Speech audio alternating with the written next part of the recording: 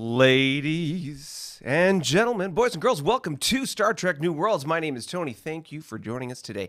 I might be a little caffeinated. Thank you for the caffeine. Here we go. Ladies and gentlemen, in today's show, what are we talking about? Woo! Some exciting things are happening. There are the Big Baddies that we talked about last week. What happened to those guys? What damage did they do? We're going to find out. Who's fighting and who's winning, or maybe who's losing? We're going to talk about some of the big battles that have occurred and a particular feature or capability in the rules that was used for the first time in this past turn. Big economic shifts. The players are changing in the order of who's on top of the economic pyramid, so to speak. We're going to find out about all of that. But before we get going, let's head over to the chat and check out what's going on. I can see it lighting up. So, ladies and gentlemen, I want to welcome Eugene first in the room. Thank you. Looking forward to what's coming today. Let me know what you thought of the thumbnail, by the way, everybody. We've got Paul and Bill. We've got Jim, the heretical. Well, maybe not the heretical. The theocracy, the Hydran theocracy. Monarch, well, whatever we want to call it. George is in the house, Bill, and of course, Daniel, our GM. Okay, everybody, it's exciting. It's that kind of day to day, and as I move some things around here so that we can get ready to go on our big bad map. Woo! Okay, so as we get going, a couple of exciting things to talk about. If my voice starts to go a little bit, I do apologize. I will continue to keep myself lubricated here with beverages in hand. Whoa, juggernauts! Thank you very much for the juggernaut support, keeping me caffeinated. Merci beaucoup. Yes, for those of you who are part of our Discord channel, there was some tomfoolery that happened yesterday in the evening. Friday night, having a good time. And as a result, my throat might be suffering today. So if you like things or like participating in funny banter and teasing and poking and watching how ridiculous this guy can be, then please feel free to join us on our Discord channel. You can check out either from our coffee. The link is beside me right there. And of course, you can go visit us at Patreon. The links to those are in the description as well to this video. You can go check that out. And there is a tier there for you to be able to join us on our Discord channel. And of course, continue to support this wonderful work that we are doing to bring fun to you and everybody. So let's stop talking, Tony. Let's get into the map that everybody wants to see. Ladies and gentlemen, here we go. Warp speed. Boom. We have arrived. Okay, so yesterday we went, or last week rather, we went counterclockwise as opposed to starting off with big red in the top there. Today, I think we're going to zoom in on where some action occurred. And perhaps we'll call him the star of the show today. The conflict between the ISC and the Hydrans. Now, I'm just going to move this over a little bit so you can get a better look. So, what is going on here? You can see there's a little bit of a cluster of ships and units on this little area right here. Qu'est-ce qui arrive? Well, as you know, the ISC and the Hydrans are in fisticuffs, trying to figure out who's going to come out on top. And a couple of things happened. As we know, and let's just talk about composition of fleets. Generally speaking, the ISC have bigger battleships. The stock ship or the workhorse of their fleet tends to be their YCL, their light cruiser in the Y era. It is a 4-5 ship and has quite a punch to it. The Hydrans, by comparison, are using their Vol as their workhorse with other command ships and dreadnoughts and various other heavy cruisers or heavy ships to support the battle line and really bring the numbers when it comes to damage. What's the advantage of those two things? Well, in a fight, Vols will get, or the frigates that they have, will get crippled quickly. However, they are easy to repair. When you cripple a Vol, and let's just demonstrate here on this map, when I flip a vol and get it crippled, it's a 1-2 unit. And to flip it back, I only have to repair 1 point of damage. As compared to some other folks, when their frigates get crippled, it costs them 2 points to repair. So that just makes it easier and more efficient for them to repair those ships. 1 EP repaired at a starbase or a YBS, or I should say a YDK or YBS, is only half a point of EP to repair that 1 point of damage. So quick and easy to repair, and also with less damage to repair, there's more capacity to repair more units. But the YCL on the ISC side, by contrast, is a 2-point ship to repair, so it takes a little bit more. However, like I said, the vols take damage quickly and easily and get sort of cut out of the fleet or the battle line. The YCLs take more to get damage, and therefore they can last longer, or their battle line has a longer lifespan as far as bringing maximum damage per round. So what's happened in this past turn is an interesting change in tactics. As opposed to, there was a battle, for example, between the Hydrants and the ISC. Now we can see the remnants of it, or like the aftermath. So Providence Fleet, let's pull up the ISC named echelons here. So let's bring that over here. And you can see in Providence Fleet, which was the fleet in question, you've got a dreadnought, a heavy cruiser, a light cruiser, and a bunch of these crippled light cruisers here. We also have a commando cruiser and 2 YDDs. Now, the battle, I believe, occurred. Let's take a look at some of these. I don't know which specific fleet it was with the Hydrants. However, my understanding is the composition of that fleet involved a Hydran dreadnought, two Hydran YCCs, and a number of supporting vols. Now, instead of just having a general battle, we've talked about directed damage in the combat tutorial that you can find on this channel as well. And with directed damage, there's sort of 3 things about directed damage. One, normal directed damage is a 2-to-1 ratio, meaning that you have to generate, or every damage that you do to the target, you have to generate 2 points to inflict 1. Meaning that if you're attacking a target with directed damage and you generate 10 points of damage, you're only inflicting 5. Now, there's a couple of special spots on the battle board we've talked about before, where if you are in the formation bonus, by example, that ratio changes to 3-to-1, meaning that instead of, in order to inflict 5 points of damage, you would have to generate 15, by example. Also, with directed damage, when you target a unit, you have to be able to cripple or destroy it in that single battle round. So however much damage you're generating, you need to be able to cripple or destroy the target. Now, Hydran YCCs are a 4-6 ship, meaning that the ISC would have had to generate 12 points of damage if they were direct damaging those YCCs, and they were just normally in the fleet, not the command ship. That makes sense because the command ship, as I understand it, would have probably been the YDN, the dreadnought in that fleet, meaning the YCCs were available to be targeted. And from what I understand, that's exactly what the ISC did. By conducting directed damage on the YCCs, they was able to destroy one and cripple a number of vols. So that's huge. A YCC, and I don't know the exact cost, Jim can let us know, and a YCC is a 4-6 ship. I believe it costs 6 to build. At least the GRN costs 6 to build. The CC, because it's an upgrade, maybe 7 to build.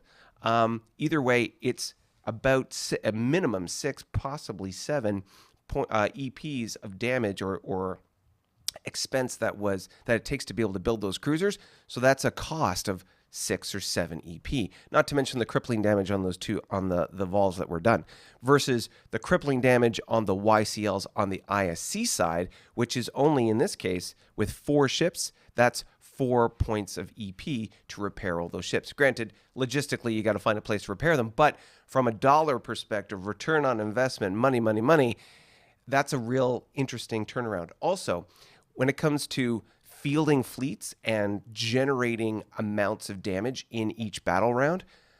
The problem with having all those frigates and vols, and I was a victim of this in a previous game, using frigates as my stock ship, you're just not generating as much damage as your opponent who's using bigger ships.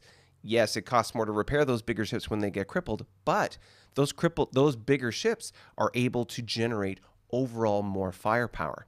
And from my understanding, there was a difference of something like 30% total damage between these two sides. Very, very interesting as far as the total amount of damage that they could generate. So very, very interesting between these two. I'd love to hear more from Daniel as to if there's any data that we can or like pictures of battle sheets that we can take a look at, like we did before in some of the other battles that occurred. So let's just take a look at the end of all those fights and what's happened along the border. So as you know, we'll take away the ships here real quick so you can see what's going on. There was some base building occurring. There is and was a YDK here, and there was, as of last turn, a YBS being built here. But it's not there anymore. And in fact, when we bring back the ships, the tug is crippled. So apparently the ISC hired a couple of dirty Orions to be able to get in there and attack the tug. What ended up happening is that they generated just enough damage to cripple the tug, which means a crippled unit, in this case the tug, can't complete its construction. So the base was lost, the tug had to retreat, and the Orions finished off what was left in that hex. Now, because the way the sequence of the turns go, the ISC go first, the Hydrons moved the tug back into that hex, but fundamentally, they destroyed the base before it was even completed, costing the Hydrons another 10 EP. So we've blown up a cruiser and crippled some ships. We've destroyed, as far as the ISC go, the ISC have destroyed a base. There's a lot going on here. In addition, you'll notice that where these ships are located, and we'll take away the ships for a second, there's no supply up to where those two vols up in the corner here are located. There's no supply up there. These two ships are isolated. They are out of supply, meaning that they are half movement and half their offensive firepower. They still have their full defense factors, like it's a 2-3 ship. They still have 3 defense, but they're only a 1 attack ship at this point, meaning that they're easy targets to be able to take out. What else do we have here? We have, like we mentioned, Providence and Enforcement Fleet. Let me bring back the ISC echelons so that we can take a look there. So you can see we've got Providence and Enforcement Fleet. Enforcement Fleet has backing up. It's got 6 other YCLs there, as well as a couple DDs and a YCC. The ISC are really starting to field a lot of large offensive firepower fleets in this area, and it's becoming increasingly challenging for the Hydrons to make progress. But let's take a look at the Hydrons and their fleet, because they're certainly not, they're very competent and capable when it comes to the ships that they have in the area as well. This is, excuse me, this is Home Fleet, which is located right here next to Providence. What else we got? We got Home, Expeditionary, and New. All right, so let's pull up a couple of these. Expeditionary, we'll put that on top, and New Fleet. New. Am I blind? Why can't I see New Fleet? Let's try that again. There it is. All right. Okay, so in this particular hex, we've got a crippled vol and these ships. So we've got a DN, a YCC. What do we got here? 4 and 6, 7, 8, 9, 10, 11. There's a total of 11 vols in this area, 2 YDNs, 2 YCCs, and a bunch, I'm going to guess 3 crippled vols as well. So not a small fleet by any means. Also, there's the tug that was here that was, I think, possibly providing extended supply to those vols up in the corner there. but because of the positioning of the ISC ships, they're obstructing supply to those Vols. And again, the ISC has initiative, meaning that they'll go first, so they'll be able to bring more firepower to the scenario and be able to hit the hydrants before they can respond. We've got Royal Fleet here as well. Let's just take a quick look at the Noble Fleets. So Royal, wow. Royal also has a DN, a CC, a YCC that is, and a couple Vols. So we've got 13 Vols, 13 uncrippled Vols that is in the area, a total of 3 YCCs, 3 Dreadnoughts. Wow. Yeah, that's good. So without a doubt, the Hydrants are fielding their own big bad ships, i.e. the YCCs and the Dreadnoughts, to be able to sort of even this out, as well as having a series of other fleets in the background. I wonder if Iron will be in metal. There it is.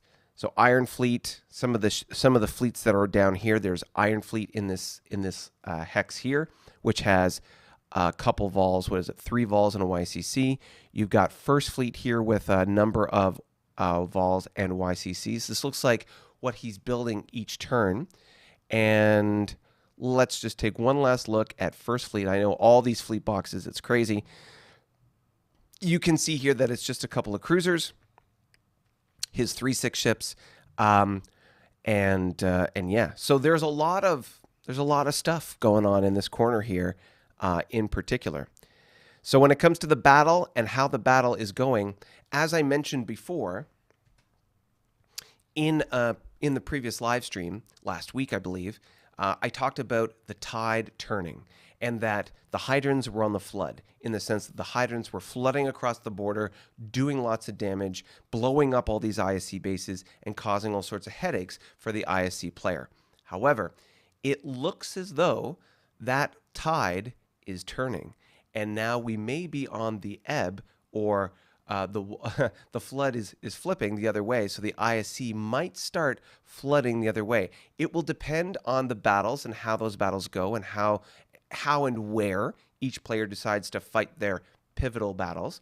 But based on the composition of the fleets, and just based on the composition of the fleets, it would seem as though the ISC are starting to field more and more of their bigger offensive firepower ships. The question will be the question about attrition. The Hydrants have a distinct advantage when it comes to repairing their Vols and bringing them back sort of into battle, versus the ISC don't have that same capacity at this time. And then, of course, there's the reach, in the sense that the Hydrants have reach into ISC space. The ISC don't have that same type of reach to the Hydrants, but we'll have to see how this dances out. The next couple of turns will be very interesting, and the most important factor of any fight that any war that you fight is the will to fight, meaning how invested, how interested, how energized is any one player in being able to complete fighting, or that's not a right English, Tony. Come on now. How committed are you to end the fight? Are you excited and energized to, finish those battles? Or are you perhaps getting discouraged and losing your motivation to be able to fight and resolve this war? I would argue that the person who's got the greater motivation will end up winning, because they will essentially erode the will of the other player to fight and eventually get them to concede to perhaps advantageous conditions for the player who maintains their motivation. We shall see how this goes. All right. We got a whole bunch going on. Woo, woo, woo. All right. But there's one more thing I want to show on the map for the ISC. Let's go back there right now. I'm going to switch my head to the other side so we can catch this. Here we are. All right, let's scroll over. And I want to show you. Oh, there it is. See this right here? This is two things about this. One, this is the wormhole that if we scroll over to the other side, and it's now hidden by my head, there is a wormhole right there. That wormhole, as I move this over, you'll see, is U, or uniform. When we scroll back across the screen, you will see that this is also U. So the capital U is the sort of the origin or originating point, the innie on a gravity well, and the outie or the exit point is the lowercase letter. So you can see here that this is a two-way wormhole between ISC and Federation space. And what is the key takeaway that you can get from the fact that he transited this wormhole? Every other faction that goes through wormholes has had their ships crippled, but this one did not. That means that the ISC is doing research on wormhole tech, and they've reached some key milestones, meaning that they can send ships through wormholes now without getting crippled. That's a huge strategic advantage, and one that certainly the Federation and any other players that have wormholes from the ISC showing up in their space need to be thinking about. Speaking of which, yes, we've got this interesting wormhole in the top end of Federation space. This could be a great segue to talk about the Feds, but let's go back and resolve what's going on with the hydrants because, and I'll move my head again, there is more to tell here. Two more things I want to talk about when it comes to the hydrants. The first is the bug. Now, this bug or this monster icon that's on the map, it's just a counter. What this monster is referred to as a space lens, and it's a kind of monster that basically does like concurrent damage to the entire fleet when it shows up. The fleet that would fight it, that is. So it's one of those monsters that can hit everybody at the same time and cripple the entire fleet. It's also a really tough monster, meaning that the Hydrant player needs to mount a pretty significant fleet to kill it if he wants to do that. As we've seen, he certainly hasn't done that up to now. And what we're noticing is, as we take a look at the location of this bug, two things. There is a minor planet here, or sorry, I should say a developing planet here that is within range of the lens, and it could potentially, the lens could land on that planet and kill it. But the most sensitive thing to think about is this is the capital system for the hydrants. In 2 turns, or as short or as few as 2 turns, that bug or that space lens, that space monster no guarantees that it will, but it could show up on their or in their home system and cause huge damage. Now, what would be the repercussions of that? It would not be a game-ending scenario. It would not mean that, for example, the planets have been conquered by the monster. That's not how the monsters work. Depending on the type of monster, in this case the space lens, it'll destroy infrastructure. So it'll destroy bases, it'll destroy ships and things like that. But your shipyards won't be destroyed. Your shipyards, as per the rules in this game, will only be destroyed if the planet is conquered. The planets might be devastated, but they won't be conquered, meaning that the shipyards will still be there, and as the player can still, field ships, build fleets, and so on, and keep themselves alive. There might be an economic impact and certainly an infrastructure impact when it comes to bases and various other things, and ships that may get destroyed. However, it's not game ending, but it's definitely going to be a pain in the butt. We'll have to see how this evolves. And the last point I want to draw your attention to is the Gorn. Now, if we take away the ships just for a second, you'll see that there's an Orion base right here. And if I move the map so that you can see here that there is a wormhole. That wormhole starts in Gorn space, and we can show you that in a second. When we bring the ships back, when this ship originally went through the wormhole, it was crippled, and now it's not. Some kind of deal has been struck with the Orions in this space whereby they have repaired this ship, and understandably, the ship can go back now through that wormhole. What does that mean? We've said up to now that the Hydrants have been using, and that's another thing, have been using the Orions. Like, are the Orions owning that space and Hydrants are just renting it from them, or is it the other way around? There's been some kind of theory or suspicion that something's going on with the Hydrants and the Orions because there's so many Orions in Hydrant space, and they do things like build these YDKs up here, which is very unusual. I have a little story nugget about that in a second. But yes, now the Gorn are getting in on the action. They're getting repaired by the Orions and probably going to go back through that wormhole. We'll have to see how that evolves going forward. Now, I will say I apologize. I have not done what I usually do at the beginning of every turn, which is show you the EP and the fleet cap. So let's do that now. All right. So this is the EP. And here is some big changes that have occurred. Let's start at the top of the list here. The Carnavan are at 42 and a half. 42 and a half. Oh my God, EP. Now, there is one sort of misnomer about that, and that is that there is, as I take away the ships, there is this Carnavan planet over here, which is skewing that number ever so slightly. However, they effectively have 41 and a half EP to use. 41 and a half. Wow. Okay. The Federation are at 37. The Gorn now 38 and a half. We talked about it last week. No longer are the Gorn at the bottom of the barrel when it comes to the economy. Now they're scratching the surface of that glass ceiling, so to speak. The Hydrons 39 and a half. The ISC 39. Now, of course, we've talked about this before. There is an ISC planet in Tholian space. I'll move my head so it's a little bit easier to see. There is this ISC planet right here, which is a 3 EP planet that is skewing the number ever so slightly. So it's more like the ISC have 36 EP. However, 36, 39 and a half for the Hydrons. Let me bring back my head. And what do we got? The Klingons are at 43. So there's been some changes on the Klingon side as well.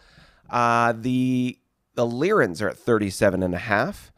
The Remans are at 37 and a half. The Romulans are at 37 and a half. 37 and a half seems to be like this great spot to hang out. And the Tholians are at 40. Now, the Tholians will very shortly, most likely, get to 43 as they amalgamate that ISC planet into their empire, because they've got a diplomat there, and it's a 3 EP planet, which is happy. Plus, the next stage in the diplomatic missions there would make it part of their empire. So I imagine that sometime soon that's going to get swallowed up by the Tholians, and the Tholians are going to be at 43 as well. But nonetheless, a lot going on as far as the changes in the economy. The Carnavans have really surged ahead, and we'll talk about why in a moment. Before we go there, though, before we get to that, though, let's talk about fleet cap. So let's open up this. There we go. So we can see here that the Carnavan have 59 ship equivalents. That's a little bit more than last time. No big changes in their fleet count, with 140-62 split on their attack and defense factors. The Federation now at 36 ship equivalents, not really growing their fleet at all, at 97-159, still just below the 100 mark. The Gorn are at 34 ship equivalents with a 62-122. They've suffered a little bit this past turn. We'll talk about that. The Hydrons, 67 ship equivalents. Wow. 67 ship equivalents with a 145-250 split for attack and defense. And now here's the interesting story on fleet cap. The ISC, 60 ships, only 7 away from what the Hydrons have. And look at the difference in attack factors. 174, 268. They have more attack and defense factors than the Hydrons. And this is what I was talking about, that changing tide. They have more, well, they don't have more ships, but they're bringing more firepower, more overall heft to each fight now. It's going to really change things dynamically. The Klingons have 53 ships with 134-204 split. The Lyrans are at 43 ship equivalents, so 10 less, still just below the 100 mark with a 98-203. The Remans, oh my God, 76 ships, 217-287 on the split there. That is just crazy. The Romulans now back up to 40 ship equivalents. They've popped over 100 at 104, 173 split. and the Tholians at 42 with a 51-155 split. So quite the range when it comes to numbers of ships. Like the Tholians and the Romulans have near equal numbers of ships, but look at the difference. The Romulans are twice as strong, not only from attack but defense factors. They just bring more heft to any fight if the Romulans and the Tholians were ever going to sort of go at it. Even the Gorn, a neighbor to the Tholians, have fewer ships than the Tholians, but more attack factors than the Tholians do, with 62 versus their 51. Now, it is important to note that the Tholians, their whole thing is defense, and so as they grow and as they advance in technology, they will get harder and harder to deal with, something that will be a growing pain for all the other players in the game. Let's talk about the Carnavans, since they were the star of the economic show, and show you why and how that happened. So the Carnavans have been working on, I'll take away the ships here for a second, they've been working on this planet here. You might remember this used to be a Borak or minor faction, and they had quite a fleet sitting there defending it against Klingon occupation. And then there was the conflict between the Carnavans and the Klingons, and then the border shifted ever so slightly, and now that planet is firmly on the Carnavan side of the border. What'll be interesting too, and this is just kind of a note for the DM, now that it's been integrated into, or it has been adopted by the Carnavan Empire, the back end of this neutral zone will disappear, because that neutral zone was about this being a minor faction. So Q40 or Quebec 40, Romeo 40, and Sierra 41, those neutral zones, or at least the Quebec 40 and Romeo 40, can disappear, because those are part of the minor faction. But now that planet, which is a minor planet, provides 3 EP, is now part of the Carnavan Empire. That is a huge change in economic, in this game. That's a huge bump in EP for the Carnavans, considering they were below 40 before, and now they're 42.5. Big, big, big. Also, there's been some discovery of some resources. Where are we? This fleet here, First Reserve, you will see found a resource here. So they went up by 4 EP this past turn. Wow, that's a big economic bump. If you want to think about it, for the Carnavan, that's a 10% increase in their, more than a 10% increase in their overall economy. And granted, at peace, you don't see as much of it, but still, big economic gain for the Carnavan. We can see that the Carnavans are moving an interesting number of ships into Hydran space. You can see here, there's the Lyran WCA or W-era cruiser that they had commandeered, 2 YFFs, a convoy, and this Fox fleet. Let's check it out and see what is going on. Fox Skulks. I don't know how to pronounce that properly. I'll just call it Fox Fleet 1.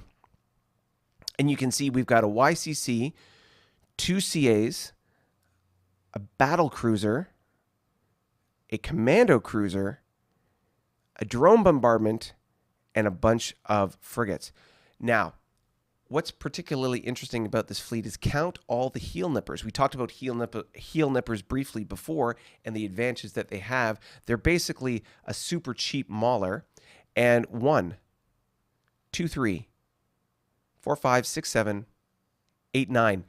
9 heel nippers in that fleet, meaning that if they were to fight somebody or like have a battle and all those ships were in the battle line, 9 damage of the damage they generate would be able to be directed damage on a target at a 1-to-1 basis. Pretty nuts, eh? That's pretty valuable for the Carnavans, and that capability is pretty advantageous for sure. So very interesting to see how that works and how that's going to go forward. So that's the Carnavans. As we scroll down, of course, we're talking about the border there. Let's address the Klingon in the room, so to speak. We can see no big changes on the Klingon side, except we will talk about why the economy shifted the way it did. Take away the ships. You'll see Fledermaus, which is our previous Borak faction, which I commonly referred to as the Batman faction. This was a devastated planet, so I was only getting 1 EP from it. Then it flipped, or rather it recovered from its devastation, and it's now, not only is it a happy plus, meaning this planet here gives me 3.5 income per turn, which is the big sort of difference in income for the Klingons. That's the big game changer right there. A couple little things as well when it comes to, let's take away the bases real quick. Slight attitude change at Felis Prime. It went from happy to, or happy plus, to friendly. And other than that, no big changes on the Klingon side. At the end of the day, the Klingons are in their 5-year mission to explore strange new worlds, seek out new life and civilizations, and crush them under the subjugation of the Emperor. So that is kind of what the Klingons are doing right now. With the fielding of all their exploration cruisers, you'll see there's one D4E down here, one D3E from the old from the W era here, continue to do exploring, and this D4E in the northern section, trying to clean out some of that fog of war hex stuff up in the northern part of the Empire. No big changes, like I say, from fleet disposition. Oh, with one other note. Falcon Fleet and the V planet has received a visitor from Red Fleet. Red Fleet here, you can see if we look at the Klingons, Red Fleet, you'll see that it's nothing too crazy. A couple of F4s, a couple of E2s, and a cruiser, just probing their defenses, trying to see what's going on there. And we shall see what happens to V over the next couple turns. Let's scroll over to the Romulans. I'll move my head so it's a little bit easier. Let's talk about the Romulans real quick, and then I'm going to jump back to chat and check in with everybody. So, as Jim was fond of saying, I looked very worried last time I was talking about the Romulans. Why? Because of the armada of ships that were in the south of their territory exploring, as you can see they are now. What's particularly interesting, as I move the ships out of the way, you have a tug and a convoy in this area, which is one of these. I don't know, obviously not both, but one of them, I'm going to guess the convoy, is providing extended supply to allow these ships to continue their exploration. Exploration seems to be going halfway decent for the Romulans, and they are continuing to push their exploration to the south of their territory. The fact that our neutral zone between the two of us does not extend to the bottom of the map is perhaps something we shall address going forward. But as you can see, they are getting closer and closer to rounding the bottom of it, you might say. So we'll have to have a discussion with the Romulans at some point and say, hey, what are we going to do about that, and how are we going to move forward? The Romulans, on the other hand, are doing an excellent job exploring into the north. They're pushing, which is very, very good. We can see that they've got, as far as fleets on the border with us, abiding by our agreements. Not the Fed, the Romulan, please.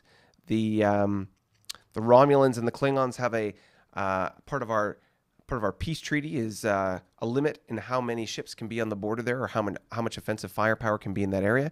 And you can see that the Romulans are abiding very well to their terms, as are the Klingons, and not too much else going on with the Romulans at this point.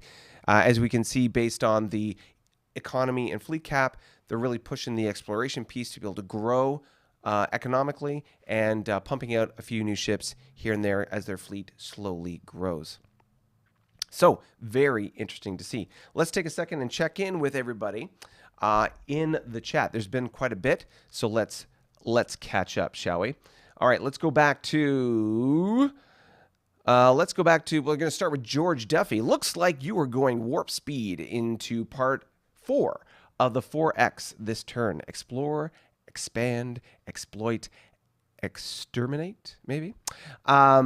Yes. So, yes, there's a lot of extermination going on, and we'll talk about the Juggernauts and how they are faring in their journey to exterminate.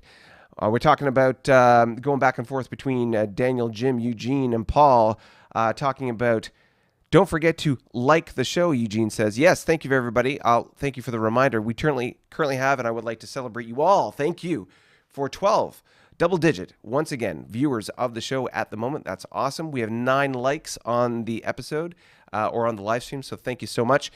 If you're catching us on the replay, feel free to hit that thumbs up button, tickle that YouTube algorithm in just the right way, and help us tell 2 friends about this show and the kind of fun that we're having when it comes to this kind of game.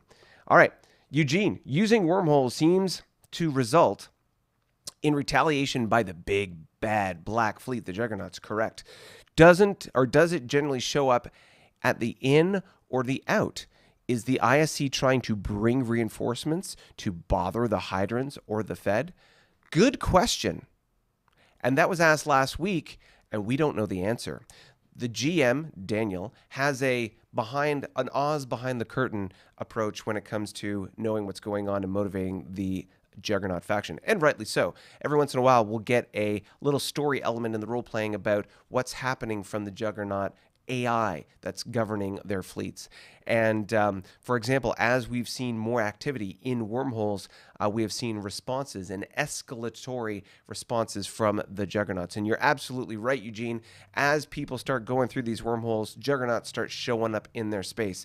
So the question is, should you be going through wormholes? And if you do, are you going to incur the wrath of the Juggernaut fleets and faction?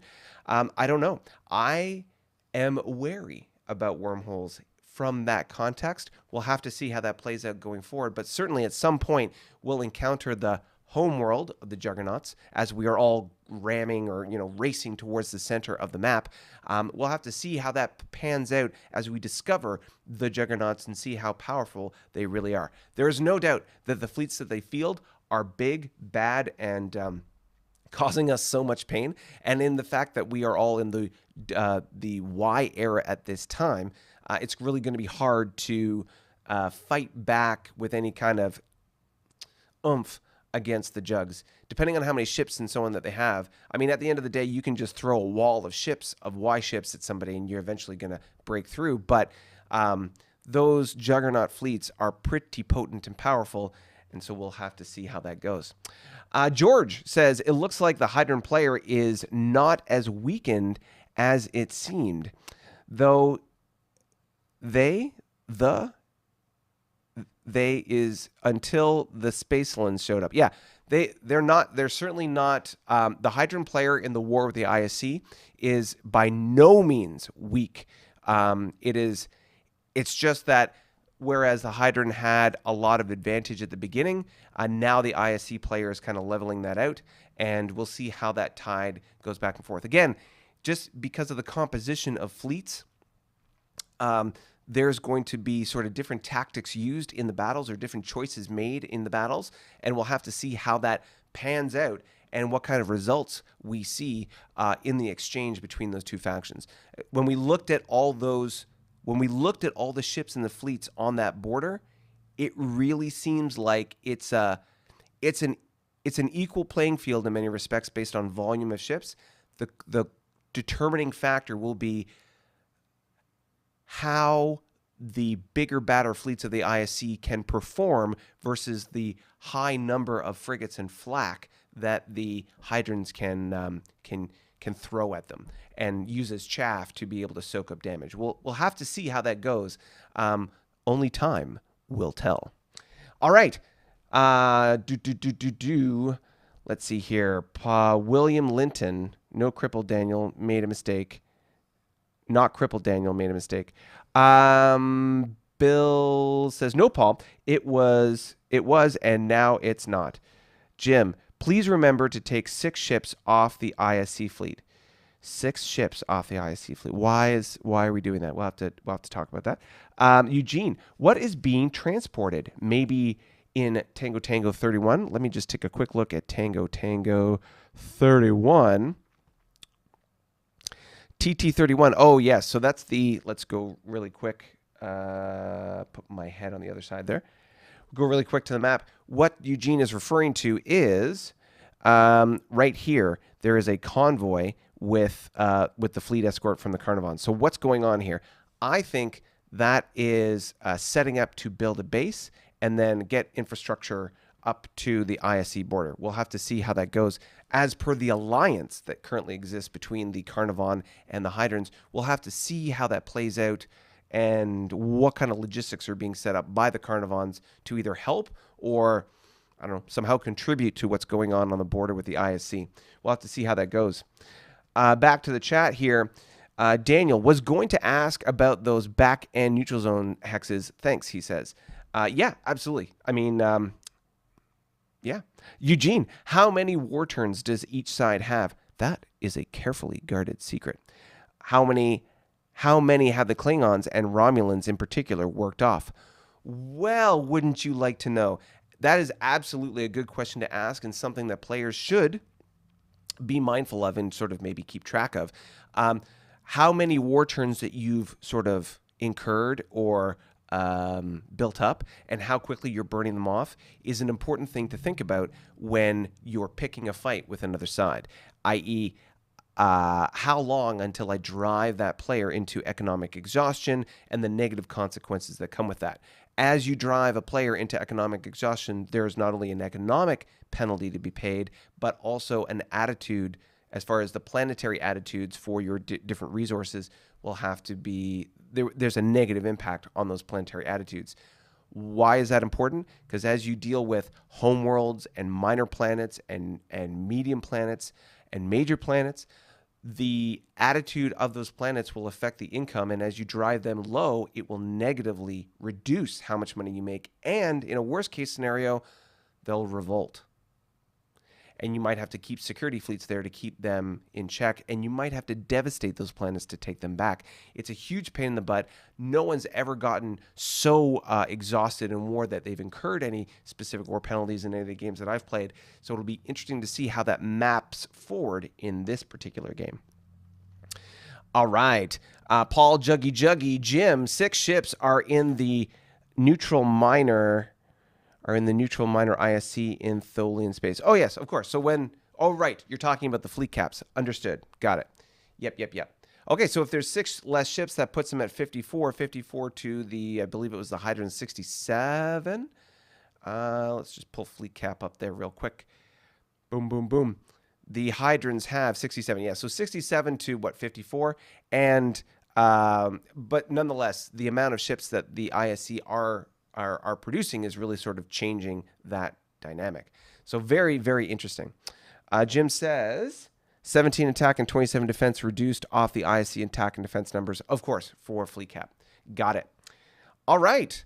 Well, let's talk about the Gorn, because the Gorn did something very interesting this turn and something we need to sort of praise. So we saw last week that the Juggernauts in Raider 1 fleet showed up and were going to cause a big headache for the Gorn. Why? Because, as we know, Gorn ships aren't really that good right now, and the Juggernauts are unbelievable. So, the Juggernauts, it would seem, moved into India 41 and destroyed the base station that was there. Okay. And then during the player's turn, they attacked the Juggernaut fleet. I'll show you the results, and then we're going to talk about the impact on the Gorn Navy, so to speak. So if we pull up minor fleets and Juggernaut Raiders, we can see now, I'll put that over my head, that where there were 2 destroyers and 3 frigates accompanying the CA and CL, now there's just the CA and CL. The Gorn have successfully killed the chaff in that Raider fleet, and I would think, based on the way the Juggernauts have moved, probably they forced them to retreat in the fight, and now the Juggernauts are probably looking to leave Gorn space. Now, how much did it cost the Gorn? I don't have the exact numbers, but let's take a look at Gorn fleets to see how much damage was done. What do we got here? We got Home and... is that Vengeance? Named fleets. All right. So we've got Vengeance fleet, and Home fleet. Let's pull up Home fleet. Home fleet. Come on. There we go. So as we can see here, Home fleet got decimated, or at least it got significantly crippled. You've got 5 destroyers, 2 frigates, a CL, and a YDN that was crippled. Now, here's the kicker.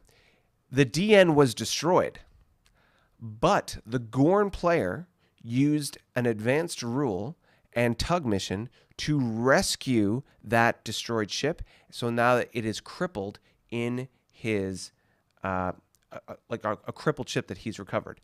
Now, this particular rule is 537.2, so 537.2. There's a lot to the rule, but this is an important paragraph as far as how it works in-game. Rescue tugs may be designated as supporting the battle force in the same manner as drone bombardment ships or carriers sending independent fighter squadrons forward, sometimes known as the support echelon, which I'll show you in a second on the battle board. Such ships can be attacked by directed damage at a 3-to-1 ratio. No more than 1 rescue tug can be assigned to a given battle force, and each rescue tug can only rescue 1 ship per turn. So what this means is that the tug in the back end of the let me move this out of the way there. In the back end of the formation, and I'll show you the battle board here. So in the back of the formation that you can see here, they've got the SC, CV, PFT, DB, RT, which is the rescue tug, and they're in the back line there, and then they can come forward, basically race forward and rescue ships. That's exactly what the Gorn player did, and they were able to rescue their dreadnought. Talking about performing in a clutch way at a key moment, that is amazing. So that's what happened with the Gorn player and how they were able to use some advanced rules and tactics to be able to save their high value units. Another use for tugs over and above just building things. So that's kind of cool. So if we look at the map here, and we can see that, of course, there's a lot of damage and crippled ships on the Gorn side, but they did the critical or the necessary amount of damage to cause the Juggernauts to back off, and all they lost was a base and crippled ships. Pretty good, all things considered. So we'll have to watch this Raider fleet and see whether they retreat through this sort of, we'll call it a man-made or artificial wormhole that they've created, but we'll see if they retreat back through that, and whether or not they continue to harass the Gorn in Gorn space. But now that they've taken out the chaff of that fleet, it'll be much easier to take them out, and I think the Gorn have clearly proven that not only can Y ships take out these Juggernauts, but they are not to be underestimated. The Gorn, that is. So really, really proud of them being able to pull that off. Let's roll up to Big Red here, the Tholians. We can see that nothing much has significantly changed for them, except they decided to finally stomp this Gorn faction up here. So the Gorn, there were 3 factions that were still, minor factions that were still existing in Tholian space. There was the Kzinti at the bottom of the map here, the ISC, which is right here, and there was a Gorn planet up here. Well, they finally lost their patience and they decided to stomp it. They did, and now they've adopted that planet into their empire.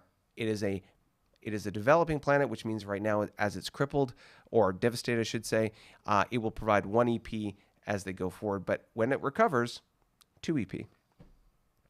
So other than that, that was the big change. And what is this that we can see here? A whiskey wormhole has appeared on their border.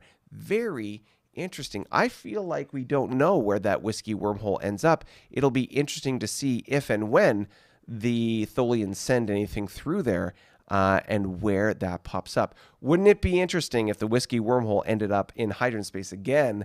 And what would that look like? So interesting. Let's segue the ships real quick just so we can see any kind of bases that are being built. We have a base being built on the border with the, with the Federation. We can see this interesting distribution pattern, whereas instead of being straight up 2 hexes apart, you can see that there's this off-axis alternating pattern they seem to be building, which is very interesting. Yeah, we'll have to see how that goes forward and how they continue to reinforce or not reinforce their border with the Federation. Federation, as we scroll up, we can see a couple of little things. As a reminder, we have the ISC that have transited that wormhole and appeared in Federation space. So that's a big piece of the news. Also, they had a random event referred to as a Messiah event, usually some kind of like religious unrest. But I didn't know this reference right off the top, but apparently for those of you who are fans of BattleTech, Lord Cameron is a Colin. And this particular collection of ships, there is an auxiliary battle cruiser, which is a 4-5, and it looks like a cruiser, maybe? An auxiliary cruiser? Either way, 2 warships, one with a straight 2 attack and defense and another one with a 4-5, have appeared in Federation space, and it looks like they might interfere with this commercial convoy if nothing happens. Of course, the Federation does have lots of ships that they can deploy to deal with this fleet, but a little kind of problem or pest for them to deal with. We can see that the Federation continues to move towards the center with their cruiser and prime team combos, doing very well here on the top and the bottom, working their way through the center with 8th and 10th Fleet. And as always, the Kzintis are still doing their thing. It's so interesting that it's taking so long for the diplomats to convert, in this case, the Carnavan planet, which is just a colony, and then I'm assuming they're going to make their way to the Kzinti planet and see how that sort of materializes. You would expect the Federation, from a stereotypical pigeonhole perspective, would be good at the diplomacy, but it seems as though as a player, they're having a lot of challenging times when it comes to actually converting planets over. To be fair, it's easy to get a planet, relatively easy, to get a planet happy when it's been sad, or like get it to the H+ status, but converting it over to sort of bring it into your empire is a much more difficult role. Daniel can give us a little tutorial perhaps on what the numbers are in the chat there as far as how you can convert those folks over. All right, let's take a look. I'll move my head to the other side. Let's take a look at the Lyran Empire and what's going on with them. This 2 things that really I find interesting here. One, they are continuing to move a whole bunch of business up here. We've got White Stripe, CA Fleet, and of course, this troop transport, I don't believe it moved.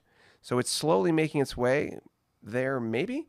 Not exactly sure. Of course, they've got their YSRs and this exploration freighter here, smoothing out the exploration in the top end of their empire, which is great. Getting ready to, looks like, sack the roost. But this is the thing that gets me.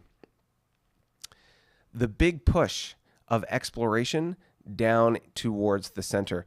A YSR, 2 YFESs, or those small exploration freighters, and very obviously a tug here to build a base or extend supply. Either way, they're really pushing the exploration towards the center. As I said before, all the factions are starting to race to the middle. It's going to be really interesting to see how that works out. Other than that, let's just take away the ships real quick. Nothing really overly significant here other than, again, the observation that I had about the concentration of resources on the border with the Romulans and how that may play out over time. We know that the Lyrans aren't building a massive fleet. They have mentioned more than once their distaste for the Hydrons and the Carnavan in role-playing exchanges. We don't know exactly what kind of exchanges might be happening between the Romulans and the Lyrans. Are the Lyrans looking to help the Romulans in their dealing with this juggernaut faction over on the side here, which we'll talk about in a moment? Who knows? But right now, the Lyrans seem to be doing a very good job of exploring the space that they have available to them and maybe beefing up their infrastructure to build out their base network and extend their reach into certain areas, i.e. the center of the map. All right, let's get over to the real big red of this game. Excuse me. So, oh my goodness. So much to talk about here. If you remember from last turn, Cerberus Fleet was down here next to this tug. And I had mentioned how I thought it would be useful for Cerberus Fleet to get its butt over to deal with this Juggernaut faction. Well, looks like that player listened to me, because look who's on the move. Cerberus Fleet, just as a reminder how big Cerberus Fleet is, that's a lot of ships. We got oh my goodness, 11 frigates, 7 destroyers, 7 cruisers, a command cruiser, 2 command cruisers on the move. Oh my goodness. And of course, don't forget that somewhere around here there was a dreadnought that he built. The question is, where did it go? Maybe it went into New Fleet? I don't know. Let's take a look. Riemann, New Fleet. New. There it is. Well, still crippled a whole... Wow. So New Fleet is still a crippled mess, for sure. But that looks like they might be moving in such a way that they're going to continue repairing. I would recommend, assuming you've got the budget for it, that you scatter all these ships to the surrounding YBSs and use them and sort of distribute the repair capacity across all those bases, and you can repair them faster. That would just be a recommendation. We'll have to see how that works going forward. I'm going to check out Columbia Fleet. So Columbia Fleet, no, still a big fleet, of course. It's got its own 9 frigates and 3. Oh, interesting. Okay, so there's I'm just going to reorganize this. There's 2 D4s and 2 F4s. So 2 D4s, 2 F4s, D4s being the cruiser, F4s being the destroyer, and E2s being the frigate. So 9, 2, and 2 respectively. Like I say, still a decent fleet. I'm curious, though, Prometheus, what's going on here? Okay, 2 cruisers, a destroyer, and 4 frigates. Still not engaging the home fleet, but where did that dreadnought go? I don't see it. Dell, what's going on? Tell me more, tell me more. All right, but what have we seen from the Juggernauts? Now, just as a reminder how big this Juggernaut fleet is, the Juggernaut home fleet is the same size fleet we saw in the Gorn space. 3 frigates, 2 destroyers, a light cruiser, and a heavy cruiser. The heavy cruiser is a mauler as well. That's that little plus sign on the counter, which means it can do 1-to-1 directed damage against targets. Out of all the damage that it generates, it can direct 12 of that at a 1-to-1 level against a specific target, not including those in the formation bonus. So that 3-to-1 ratio. But other than that, they can attack ships in the battle line at 1-to-1. And based on 12 damage, that's a lot of damage. Not to mention if they want to sort of add other damage that the rest of the other ships are going to generate as directed damage as well, that would be 2-to-1. So, long story short, very dangerous fleet. How are the Remans going to respond? It would seem as though Cerberus Fleet is on the move and on the way to be able to deal with these guys. They move 4 at a time. So 1, 2, 3, 4. 1, 2, 3. So possibly 2, maybe 3 turns until they can engage home fleet. It will depend on how far home fleet moves. If home fleet, the Juggernauts that is, moves in such a way that it's moving away from Cerberus as Cerberus approaches, it might take an extra turn to get there. Other than that, it'll be interesting to see, and this would be so devilish of the Remans if they did this, if somehow, some way, the Juggernaut faction was lured to the border and they crossed the border into Lyran space and it became a Lyran problem, not a Reman problem. Oh my goodness, what would happen there? Wouldn't that be interesting if all of a sudden the Remans have to deal with that? Whew! Well, wouldn't that be fun? Interesting to think about. I wonder. Okay, so very interesting stuff to think about. Let's return to the chat. Okay. What do we got? We've got William Linton saying, yep, that's been going on for 10 turns now, he says. 10 turns. What is it that's been going on for 10 turns, Bill? Let me know. Remind me what it is.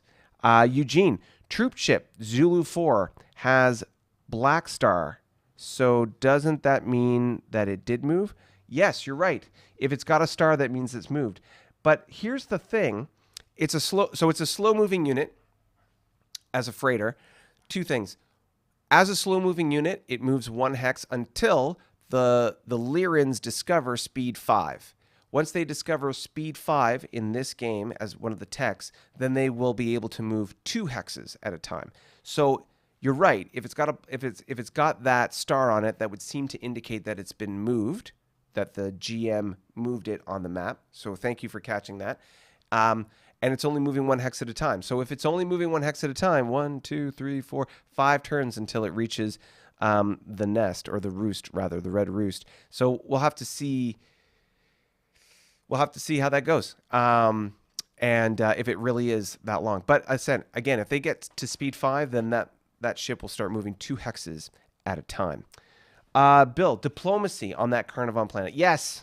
Well, it's just tough, man. I mean, Daniel, maybe you can tell us what is the role, or what is the numbers around converting a happy plus planet into bringing it into your empire. I know it's more of a hurdle to do that than to just change the attitude in a positive way. But to bring them actually on side into your empire is sort of like a big ask. So the roles around that are more significant, shall we say. Right. Well, that's it. We've gone through the map. We've covered everything as far as the big takeaways. So as a reminder, we've got the big battle that is occurring on the border between the ISC and the Hydran. And why is that significant? Because the tide is turning. It would seem as though, whether it's a number of the number of ships, or if you just want to measure the damage done, it would seem as though the ISC is being more effective at destroying key Hydran targets. Why is that? Not exactly sure, but that's what seems to be happening. Hydrans have certainly sort of been stopped, even though they've made gains. They're not progressing as much as they used to. Let's be fair, though. When we look at that sort of overall scorecard, the Hydrans are definitely on the winning side of that. They've blown up more bases, caused more damage, gained more resources. But as we move forward, how will the ISC change in tactics impact that conflict? Who knows? We shall see.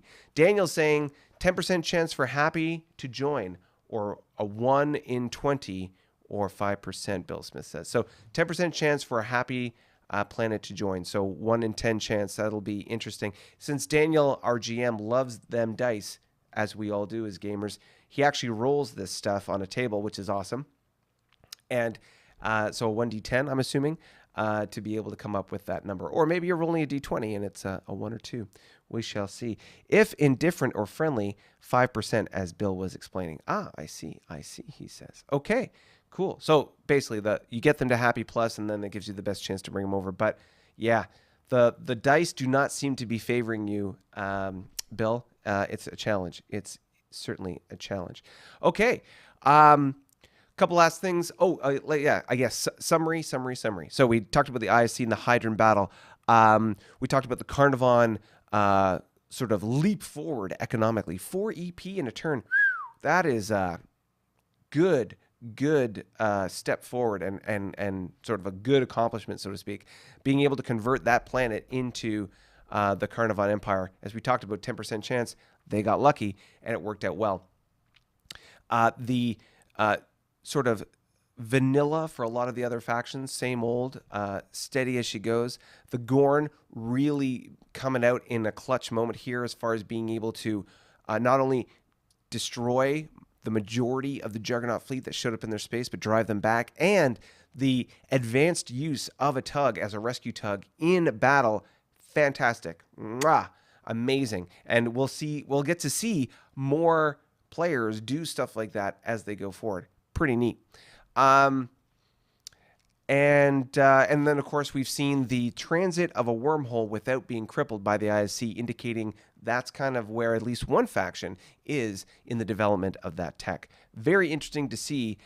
It'll be sort of interesting to see how that develops going forward. One thing to note, though, at least assuming that they don't have supply, because Although you may transit a wormhole without crippling your ship, when you arrive on the other side, you are out of supply.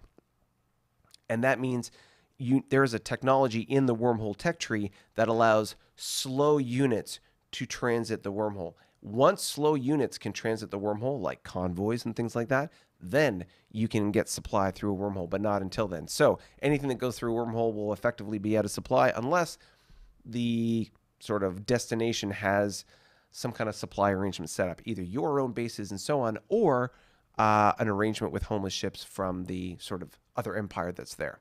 So stuff to think about and interesting to see.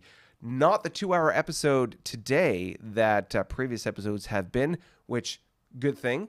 And a couple of 3 asks or 3 requests from this side to you.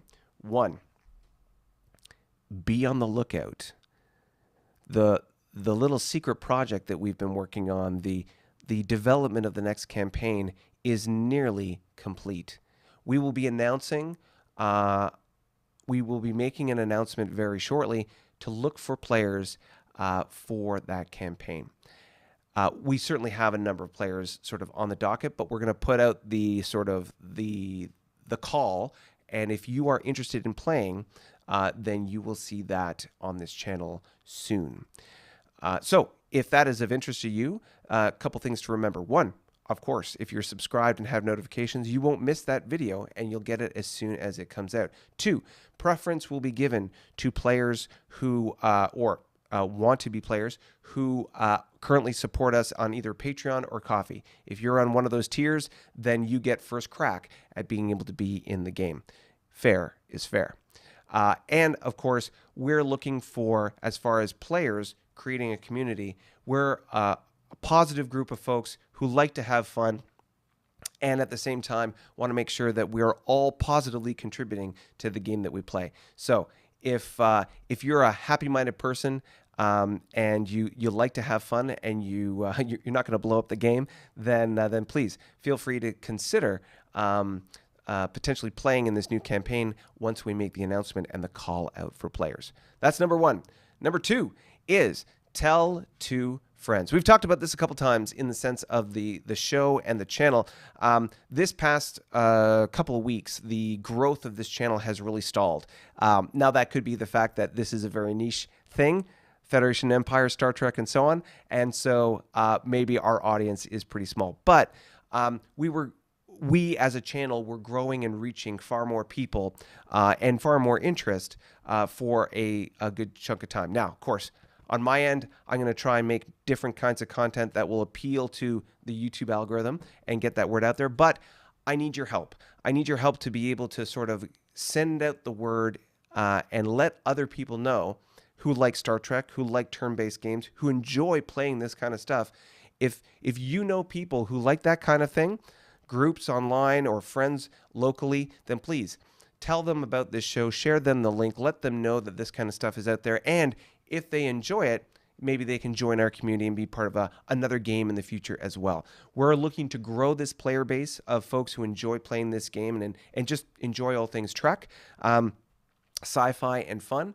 So if you know friends of yours or people, communities that you're part of that would be interested in this stuff, then please consider telling 2 friends and passing the word around. That's all we ask. And of course, at the very end, I'm looking at, we have 13 concurrent viewers, 14 concurrent viewers, and 11 likes. Thank you so much, everybody, for hitting that thumbs up button. If you're catching us on the replay, please consider hitting the thumbs up. And if you like what we do, then please consider heading over to the Ko-fi link that is right over there, or you can head over to patreon.com and show us some support, help us along the way to be able to, the assets that go into building these videos, the tech that we use to broadcast it, and so on and so forth, or just the coffee that keeps us stimulated and the voice lubricated. So either way, all those things, thank you so much for watching, for supporting, for being part of this community.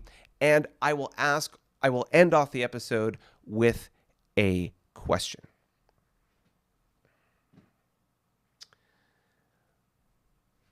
I have had folks reach out and show me artwork that they've created around this channel or inspired by this channel.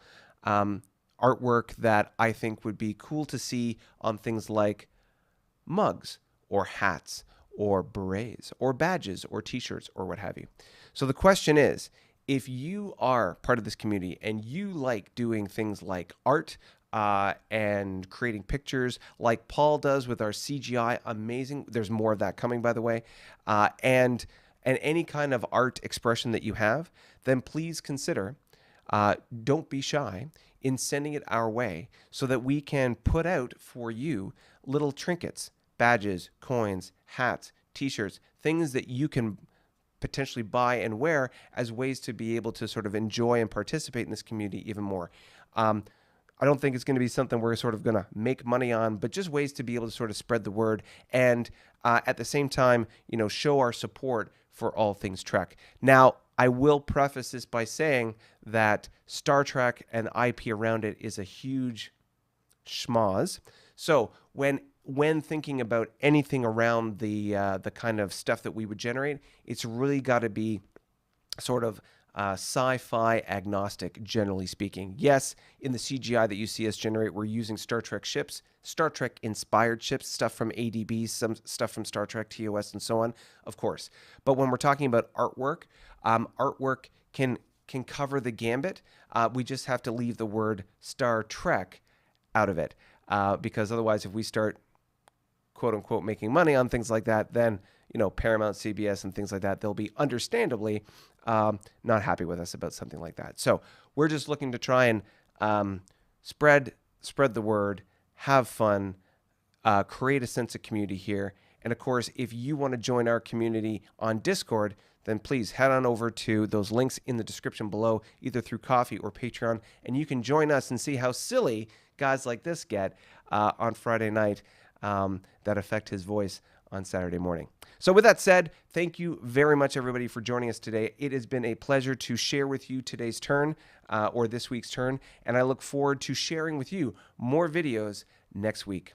Bye for now.